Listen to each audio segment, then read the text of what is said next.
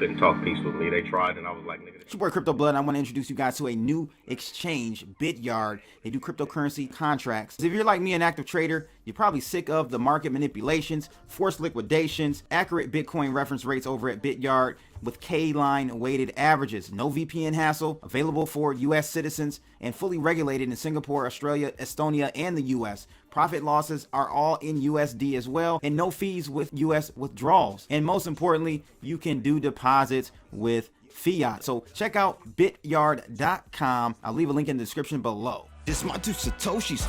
This my two Satoshis. Who need 2 cents when they can get double from stacking Toshis? Yeah. It's your boy Crypto Blood, and welcome to another episode of My Two Satoshis, the crypto news update. Look, we got a lot to talk about today. Yes, we have the markets making a comeback. We'll talk about the technicals there because it looks better than it actually is, in my opinion. We just breached back into the top part of the channel that we were in back in September. I don't know, it's indecisive. I'll go through the details on that today. But in addition to that, we will take a look at another sports related news article coming out of the blockchain world. It looks like Dez Bryant is doing some stuff with NFTs and Chainlink. I think this is a pretty neat idea. I haven't seen this before. We'll talk about what exactly he's doing and how he's launching his NFTs. This is game changing in my opinion. But you know, the question I'll have for you guys in the comments below is, what Dez Bryant doing really an NFT? That's the real question. I'll explain. You'll understand what I mean when we get into the article. I'm not sure, or are we changing the definition of NFTs? Let me know in the comments below after we read that article. We got the Associated Press launching their NFT marketplace. NFTs are the new buzzword, just like back in 2017 when everyone was putting blockchain in their headlines or saying they're doing a blockchain project. And this is the new wave for corporations. And we got another one on board. They're doing a non-fungible token, and I'll explain why and how. And this next one out of Decrypt Media is talking about Bitcoin's correlation with the S&P 500 and NASDAQ. It's actually hit a new high since July of 2020. I've been saying this for the longest. You know, I think Bitcoin and cryptos are in lock-sync with the equity markets. And that's not a good thing in my opinion, because we really, you know, getting into cryptos, when I got into it, 2013, you know, it was definitely no correlation with any other asset class. And that was the allure. Like, a lot of people felt like this was an escape. This was going to help protect your assets when the next crash came. But now we're seeing that it's becoming more and more synchronized with stocks, with bonds. What's the alpha? What is going to be the benefit of holding these cryptocurrencies if they're going to go down with the rest of the market? So that's something we'll take a look at as far as the correlation there. And if I can squeeze this one in, I really want to. This one is out of CoinGate. Man, Solana network congestion issues getting worse. More failed transactions. I don't know what the hell they're going to do. And it just really, to me, shows you how superficial this crypto market is. I think Solana is actually up today. But we'll take a look at this if I have time. All 3 articles coming up on today's episode of My Two Satoshis. Let's get it. But before we start, if you guys find these types of videos informative, make sure you like, share, and subscribe, and click that bell to receive more videos like this. Let's take a look at the heat map. So look, we saw a move up, and you know, people were like, oh, that's the bounce. We're heading higher. We're heading higher. Well, let's take a look at the heat map first, and then I'll get into the technicals, because I want to show you some important things that's going down in the markets right now. Bitcoin down 1.63%, trading at $42,912. Ethereum down 2.2%, 2.3% actually. It's trading at $3,293. Solana is up a bit today. Why? I have no clue. After all those freaking issues they've been having, just to let you know, this market is irrational. Near has been doing very well over the last couple of days. I'm not even sure why. I'll look into that, or if any of you guys know why, let me know in the comments below. But overall, we're having a slight pullback in the markets. Your meme coins getting hit hard. But let me show you what I'm talking about from a technical standpoint that is not too good for us at this point. So as you guys can see, we did traverse the Fed pump and the head fake. Basically, we lived above the $55,000 or $50,000 market just for a brief second, a couple of times there. But as you guys can see, we dip into the channel, and I can actually bring this channel out so we can extend it. You guys can see what's really going on here. I'm just going to extend this all the way out because this is the channel we were in and broke out of back in September, the end of September. But I'm going to extend this outward so you can see where we are visually today. So we've essentially dipped into the channel. We did see some support a few times there. 1, 2, 3 strikes, you're out. Bulls took back over and we headed higher. Now at this point, I'm not saying we're heading lower, but something to be of concern is that we've dipped back into the channel just a little bit. So we need to see over the next 5 to 6 hours what is going to form here. Are we going to bounce back off this area and head higher, or is this a move back down in the channel and we'll create a newer lower low here for us? I'm not too sure yet. I can't even give you a yay or nay on this. I need to see more candles form on this 1 hour chart, but that's where we are with things. We are back in the channel at the top side of it, but you know, we'll just have to see what happens. My algos did cover my short that I had for Ethereum, which commenced back on the 4th of January, and we covered that on the 11th. So that was a long short, a lot of gains made there. But you know, yesterday we did go long. We went long on Ethereum. That could be part of this temporary move up, is that a lot of technicals are showing a long in the markets on cryptos. But fundamentally, you guys know, fundamentally we haven't changed. The Fed is still the Fed. They're still talking about tapering, and we'll just have to see if they change their tune in the next coming months. But until then, I think we're going to have a slow bleed out until they change course, which I do think they will. It's just about at what point and what price is Bitcoin and the crypto markets at by the time they change their mind. That's the big question. So let's knock this one out here. This headline about Solana's network congestion issues getting worse, and more failed transactions are piling up in the network. They're experiencing more congestion network issues. High compute transactions has also affected withdrawals on some of the biggest exchanges like Binance. So this was put out yesterday by Binance that the Solana network is currently experiencing congestion issues due to an increase in high compute transactions, which is reducing the network's capacity to several thousands of transactions per second and leading to some failed transactions for users.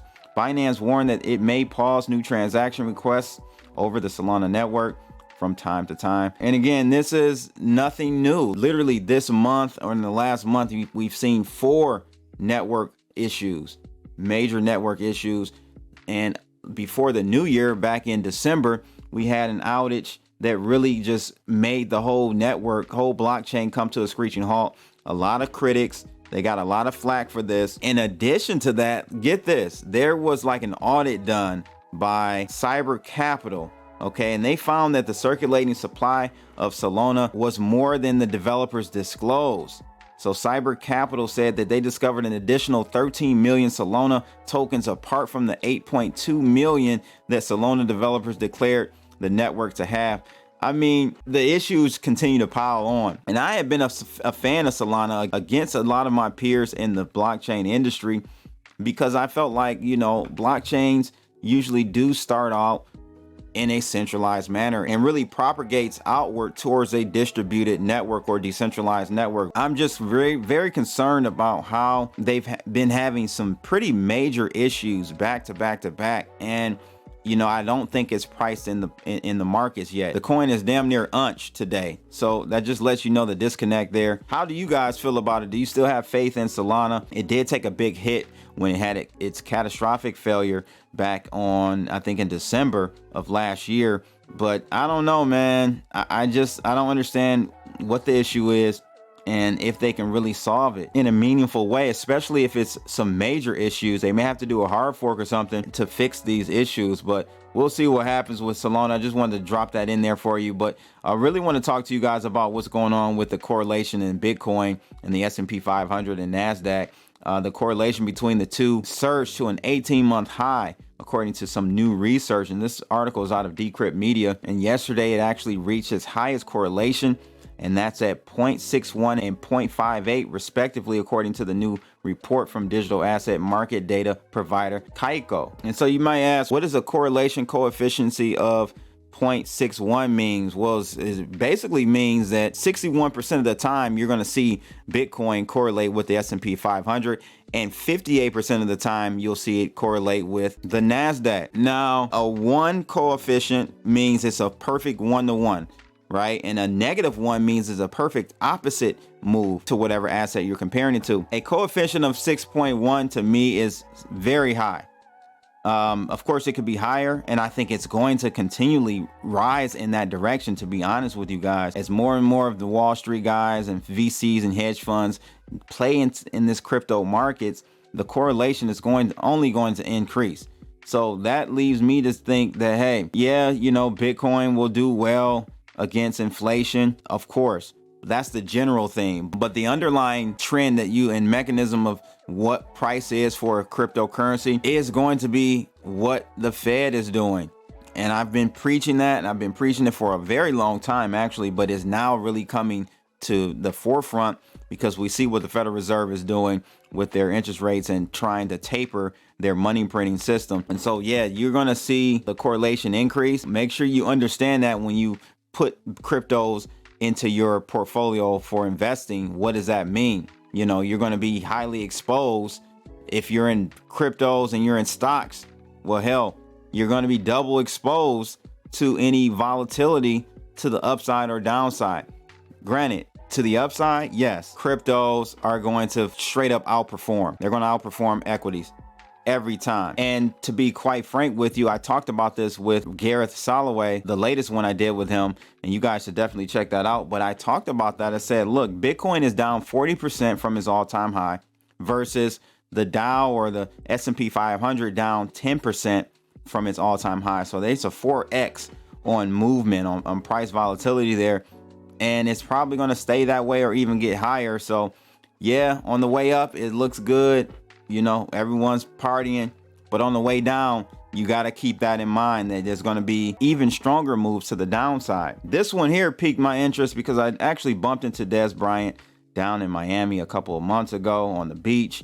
And he was telling me he's into the NFT space and he's doing his thing. I didn't really pay any mind to it, but now seeing what he is doing, I think this is pretty neat. But you guys, we got to have this conversation in the section below about whether or not this is really an NFT. So I'll explain what that means. So he's essentially creating a new twist with NFTs. So he's tapping into and leveraging the Chainlink oracles. And essentially he's going to be adding a dynamic aspect to the NFTs. These NFTs will utilize Chainlink's data feed to adjust the appearance based on the NFL player's performance. So when Bryant or any other NFL player who has been onboarded to the platform scores a touchdown or crosses certain benchmarks, the NFT will change appearance accordingly. It's the latest twist in unique NFT capabilities, integrating a blockchain in Chainlink that isn't often mentioned in the same sentence as an NFT. You know, I need to know from you guys, you know, an NFT is supposed to be immutable and you can have some mutable data parts to it, of course.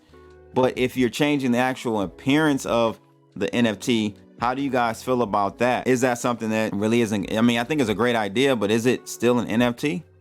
I guess so. I don't know. You guys let me know in the comments below. I would love to know. But Dez Bryant doing something major and doing something different in the blockchain space. I wonder if he has a patent on that, because again, I have not seen anyone doing that yet. He could do a method patent on that one for sure.